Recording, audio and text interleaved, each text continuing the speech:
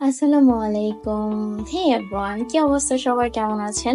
আমি যেমনটা লাস্ট ভিডিওতে বলেছিলাম যে আমরা জাস্ট রিসর্টে গিয়ে আমাদের লাগেজগুলো রেখে আমরা লাঞ্চ করে দেন বের হয়ে যাই, কারণ আমাদের এক ভাইয়ার বাসায় যেতে হবে। তো ভাইয়ার বাসায় যাওয়ার আগে ভাইয়া আমাদেরকে বলছিল এক জায়গায় ঘোরাতে নিয়ে যাবে। ঈদ উপলক্ষে নাকি এখানে মেলা হয়েছে। তো আমরা বেশ অনেক দিন হয়েছে মেলায় ঘুরি না, মেলায় যাওয়া হয় না, তাই একটু ঘোরার জন্য গিয়েছিলাম। তো এখানে যে লঞ্চ না ট্রলার বলে মেবি, মানে ভুল হতে পারে। তো ওইখানে আমরা একটা রিজার্ভ নেওয়ার পর এখানে আমরা সবাই বসে, কেউ ভিতরে বসি না, আমরা সবাই ছাদের উপরে বসে দেন ঘুরছিলাম। আর জাস্ট ওয়েদারটা দেখেন যে কি পরিমাণ সুন্দর, না রোদ না বৃষ্টি, একদম মেঘলা, খুবই ভালো লাগছিল। দেন এই তো এগুলো বসে আমি জাস্ট এনজয় করছিলাম। আর আমি বেশ অনেকদিন যাবত চাচ্ছিলাম একটু সমুদ্র সাইড, নদী, এসব সাইডে ঘুরতে যাবো, বাট যাওয়া হচ্ছিল না।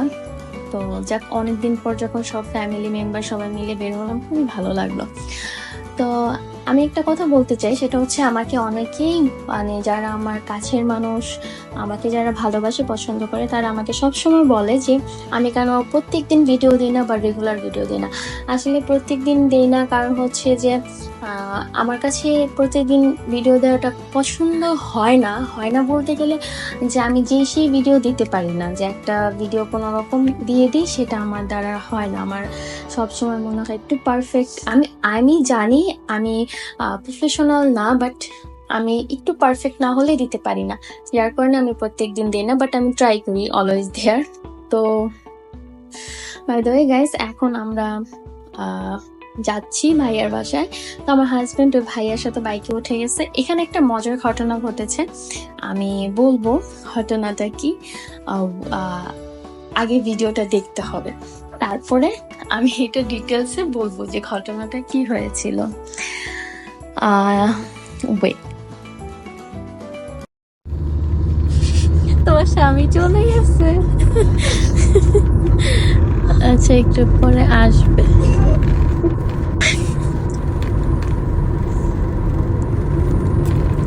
বেশি দূর হয়ে গেছে।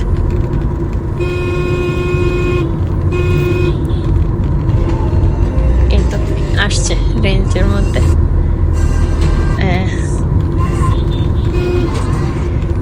আসতেছে।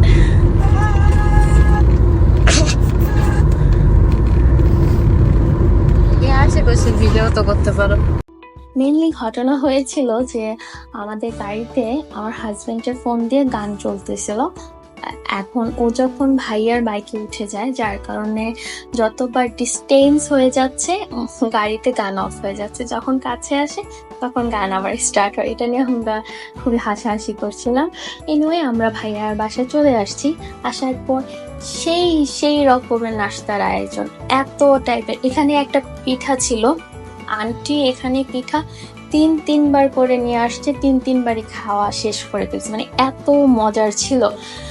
আর প্রত্যেকটা খাবারের আইটেম অনেক বেশি মজা ছিল, অনেক বেশি। আমি আসলে সব খাওয়া শেষ করতে পারিনি, এত ভালো ছিল। দেন আমরা খাওয়া দাওয়া শেষ করে সবাই মিলে কথা বলছিলাম, কারণ প্রচুর খাওয়া দাওয়া হয়েছে, যেমন নাস্তা খেয়েছি তেমন ডিনার করেছি। তো এখানে আমরা সবাই মিলে কথা বলতেছিলাম। আর ওদের ভাই বোনেদের খুঁটিনাটি ঝগড়া হয়ই, মানে হবেই।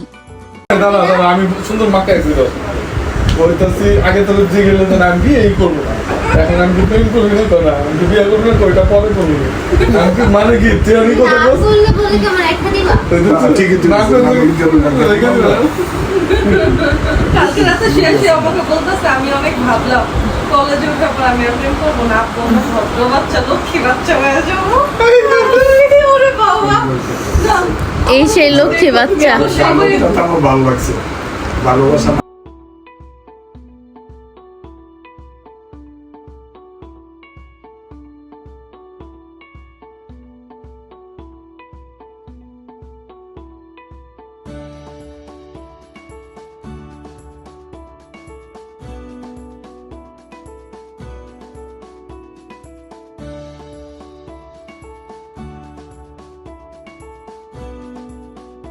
আসলে একটা লং ডে ছিল। এখন সকাল থেকে সারাদিন গাড়িতেই জার্নি করা হয়েছে। জাস্ট রিসোর্টে গিয়ে লাগেজ রেখে লাঞ্চ করে বের হয়ে যায়, একটু রেস্ট নেওয়ারও সময় পাইনি। সবাই খুবই টায়ার্ড ছিলাম, গাড়িতে অনেকে ঘুমায়ও পড়ে। তো জাস্ট যাব, ফ্রেশ হব, আর আমি আমাদের রুমটা আগামীকালকের ভিডিওতে দেখাবো। তো আজকের ভিডিওটা এতটুকু। ভালো লাগলে লাইক কমেন্ট শেয়ার করতে পারছি। আল্লাহ হাফেজ, বাই বাই।